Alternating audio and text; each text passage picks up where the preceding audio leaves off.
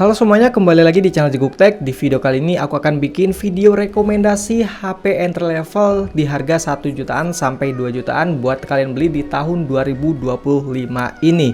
Ya, jadi range harganya itu di harga 1 jutaan sampai di bawah 3 juta atau di 2 jutaan ya. Dan disclaimer, ini murni pendapat aku pribadi guys ya, sebagai tech reviewer yang pernah pakai HP-nya dan juga sebagai kaum mendang-mending ya. Jadi di sini aku bakal pilih HP dengan price to performa yang baik banget atau value-nya yang oke banget, worth it banget buat kalian beli di tahun 2025 ini. Jadi kalau ada HP rekomendasi kalian tapi gak masuk ke video ini, mungkin aku belum pernah bahas dan ya mungkin memang menurut aku itu kurang menarik. Dan di sini aku bakal bagi dua kategori, yaitu di harga 1 jutaan dan 2 jutaan. Dan di salah satu kategori aku bakal pilih satu rekomendasi utama dan ada beberapa opsi selain rekomendasi utama tersebut.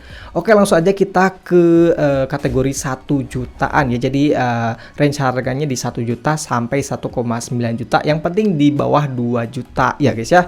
Oke, langsung aja untuk rekomendasi harga 1 jutaan. Untuk rekomendasi utamanya menurut aku yaitu, nah ini dia, itel RS4 cuy. Nah ini harganya udah murah banget ya, di harga 1,4 1,5 kalian udah dapat. Dan versi paling mahalnya itu di sekitar 1,9 kalau nggak salah ya. Kalian cek aja untuk link pembeliannya di deskripsi video ini. Jadi intinya dengan harga 1,4 1,5 kalian udah mendapatkan HP ini guys. Nah aku pilih HP ini karena memang performanya ini mantap banget ya di harga 1 jutaan. Dan fitur-fitur lainnya juga ini mantap banget ya, cukup lengkap. Mulai dari performanya ini udah menggunakan MediaTek Helio G99 ya. Jadi udah ngebut banget di harga 1 jutaan. Kemudian layarnya juga udah di 120 Hz guys ya. Jadi ini udah ngebut banget untuk layarnya. Kemudian speakernya juga udah stereo speaker ya, di harga 1 jutaan ini udah termasuk oke banget. Kemudian yang aku suka lagi yaitu dari segi videonya yang ada mode stabilisasinya. Ini jarang banget di HP harga 1 jutaan. Kemudian untuk pengecasannya juga ngebut banget ya, di angka 45 watt. Ya di harga segini HP lain itu rata-rata di angka 18 watt, paling kenceng itu di 33 watt. Kemudian ini juga gak kalah penting yaitu giroskopnya udah hardware cuy ya. Jadi nggak ada delay-delay buat main PUBG, udah enak banget. Ya lagi-lagi di harga 1 jutaan jarang banget HP yang punya giroskop hardware, rata-rata itu masih software. Kemudian HP ini juga ada NFC dan ada bypass chargingnya. Ya ini memang lengkap banget ya fitur-fiturnya dan juga performanya, kameranya juga stabil. Ya memang ini HP 1 jutaan yang paling oke banget menurut aku guys. Cuma untuk kekurangannya itu ada satu kekurangan yang paling fatal di HP ini, yaitu dari segi layarnya yang masih di 720p atau HD aja ya. Jadi ini nggak setajam layar HP lain yang udah Full HD Plus cuy. Ya jadi buat kalian yang nggak pengen layar yang masih HD itu ada opsi selain HP ini. Tapi tetap HP ini aku jadikan sebagai HP rekomendasi utama untuk range harga 1 jutaan. Nah untuk opsi selain HP ini ada Infinix Hot 50 guys ya. Ini juga cakep ya. Chipsetnya pakai Helio G100 yang mirip seperti Helio G99. Kelebihannya daripada itel RS4 ini adalah layarnya yang udah Full HD Plus ya. Jadi untuk ketajaman layarnya ini lebih tajam daripada itel RS4. Cuma selebihnya itu masih di bawah si itel RS4 ya. Mulai dari pengecasannya yang masih di 18 watt, kemudian speakernya yang masih mono speaker, dan juga giroskopnya ini masih giroskop software ya. Jadi nggak selengkap di itel RS4 cuy. Dan ada juga opsi terakhir yaitu Infinix Hot 40 Pro ya. Cuma di sini aku nggak pegang unitnya. Dan HP itu worth it banget buat kalian beli ya. Mirip-mirip seperti itel RS4 tapi udah Full HD Plus. Tapi harganya itu mepet di angka 2 juta ya, di 1,8 kalau nggak salah ya, 1,8, 1,9, dan stoknya juga itu agak mulai dikit ya, jadi nyarinya juga susah, dan di official store-nya itu udah nggak ada cuy ya. Jadi itu menurut aku itu cuma opsi aja kalau kalian dapetin dengan harga yang di 1,8, dapetin Infinix Note 40 itu worth it buat kalian beli. Dan kenapa aku gak pilih itel S25? Kan layarnya ini udah AMOLED nih.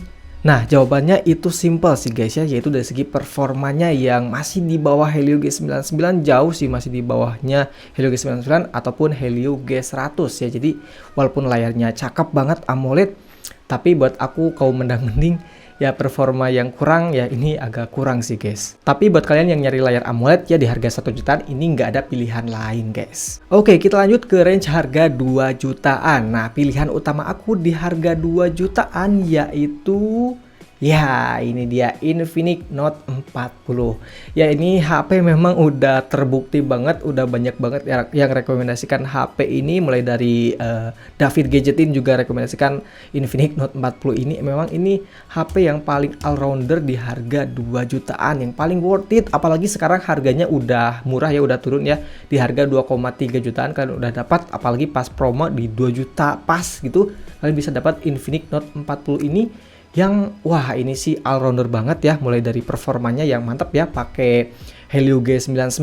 Kemudian untuk build quality-nya juga ini mantep banget ya, di harga 2 jutaan kalian udah dapat backdoor kaca ya, jadi mantep banget. Kemudian layarnya ini udah pakai layar AMOLED 120Hz Full HD Plus dengan bezel yang tipis banget. Beh, ini mantep banget. Speakernya udah stereo speaker dan dituning pakai JBL. Kemudian kameranya juga cakep, udah ada mode stabilisasinya. Baterai 5000 mAh-nya juga cukup awet guys ya, bisa dapetin SOT sekitar 8 jam dan untuk pengecasan juga cepat ya di 45 watt. Kemudian untuk fiturnya ini lengkap banget guys, mulai dari NFC ini ada, kemudian untuk IP rating juga ada, IP54 kalau nggak salah ya. Kemudian ada bypass charging tentunya ini, ini mantep banget guys. Bukan cuma bypass charging, HP ini juga support wireless charging cuy. Ya, HP ini support wireless charging yang biasanya fitur ini cuma ada di HP-HP flagship belasan juta ya, mantep banget. Kemudian untuk ada juga reverse wireless chargingnya ya, jadi kita bisa ngecas HP lain atau perangkat lain seperti TWS atau smartwatch di HP ini pakai wireless chargingnya. Dan untuk update softwarenya juga ini bakal dijanjikan 2 kali update software dan 3 tahun security patch ya. Jadi untuk jaminan update-nya ini udah dijamin oleh Infinix. Nah, untuk kekurangannya paling HP ini nggak ada kamera ultrawide ya, dan juga untuk konektivitasnya ini masih 4G tentunya ya, tapi ini nggak terlalu masalah menurut aku. Kemudian haptic feedback-nya, nah ini haptic feedback-nya berasa kasar ya, jadi ya agak kurang nyaman aja. Dan HP ini nggak ada jack audio dan slot SD card guys ya, itu aja sih kekurangannya, tapi selebihnya ini HP yang paling oke banget ya di harga 2 jutaan kecil. Nah, untuk opsi di harga 2 jutaan itu ada Tecno Pova 6 ya, spesifikasinya juga mirip ya, dan baterainya ini lebih besar ya di 6000 mAh dengan pengecasan yang lebih kencang juga di 70 watt, tapi ya sama aja sih soalnya baterainya jumbo. Cuma fiturnya itu nggak selengkap di Infinix Note 40 dan desainnya juga ini lebih ke gaming gitu guys ya. Ya ini bisa menjadi opsi selain si Infinix Note 40. Dan opsi lainnya yaitu Infinix Hot 50 Pro Plus. Nah, ini juga cakep ya. Buat kalian yang pengen Infinix Note 40 tapi pengen layar curved display, saran aku kalian ambil aja Infinix Hot 50 Pro Plus ini ya. Cuma memang untuk fitur-fiturnya itu nggak selengkap di Infinix Note 40 yang ada wireless charging dan juga bodinya ini pakai kaca. Tapi ya ini cakep ya, Infinix Hot 50 Pro Plus ini cakep, tipis, dan performanya juga sama-sama kencang seperti di Infinix Note 40. Kemudian ada juga dari Poco yaitu Poco M6 Pro, tapi di sini aku udah jual HP-nya dan itu juga HP worth it banget buat kalian beli di harga 2 jutaan ya. Mirip-mirip spesifikasinya seperti di Infinix Note 40 ini, cuma keunggulannya itu ada kamera ultrawide. Tapi untuk fitur-fitur lainnya itu lebih lengkap di Infinix Note 40 ini. Sebenarnya ada lagi di harga 2 jutaan yaitu Nubia Neo 2 5G ya. Aku pernah pakai HP itu dan memang performanya itu kencang banget di harga 2 jutaan. Cuma memang untuk sektor lainnya itu kurang banget ya, mulai dari kameranya yang wah jauh banget kalau dibandingkan dengan Infinix Note 40 ini. Kemudian layarnya masih IPS dan lain-lainnya itu agak kurang lah. Itu cuma unggul di performanya aja dan fitur gamingnya. Kemudian ada juga iQOO Z9X, tapi aku gak rekomendasikan gara-gara layarnya masih IPS ya. Buat aku yang udah kebiasa pakai AMOLED, pakai layar IPS di harga 2 jutaan itu agak kurang sih. Kemudian untuk di bagian kameranya juga jauh ya, gak jauh sih, tapi masih lebih bagus di Infinix Note 40. Dan ada juga terakhir yaitu Realme 12 Plus. Ya ini memang HP terbaik di harga 2 jutaan ya, jauh lebih baik daripada Infinix Note 40. Tapi aku gak pilih HP itu sebagai rekomendasi utama karena harganya itu mepet di harga 3 juta. Bahkan banyak yang jual di harga 3 juta lebih dikit gitu ya. Harga di bawah 3 juta itu masih jarang yang jual di harga segitu. Tapi kalau kalian dapetin di harga di bawah 3 jutaan, menurut aku itu worth it banget karena performanya lebih mantap daripada Infinix Note 40 ya, pakai Dimensity 7050, layarnya juga cakep, kemudian kameranya juga lebih cakep, dan UI-nya juga Realme UI itu lebih cakep daripada XOS di Infinix. Ya, tapi lagi-lagi itu harganya memang mepet-mepet 3 juta, jadi aku nggak pilih HP itu sebagai rekomendasi utama di video kali ini. Oke, mungkin segitu aja untuk video rekomendasi HP entry level 1-2 jutaan menurut aku pribadi guys. Nah, jika kalian ada rekomendasi HP selain HP ini, kalian komen aja di kolom komentar ya, supaya teman-teman lainnya juga tahu, bisa banyak pilihan gitu ya. Tapi ya menurut aku pribadi untuk pilihan utamanya di harga 1 jutaan itu Itel RS4, dan di harga 2 jutaan itu Infinix Note 40 guys ya, yang memang performanya, spesifikasinya dan fitur-fiturnya itu lebih oke daripada HP-HP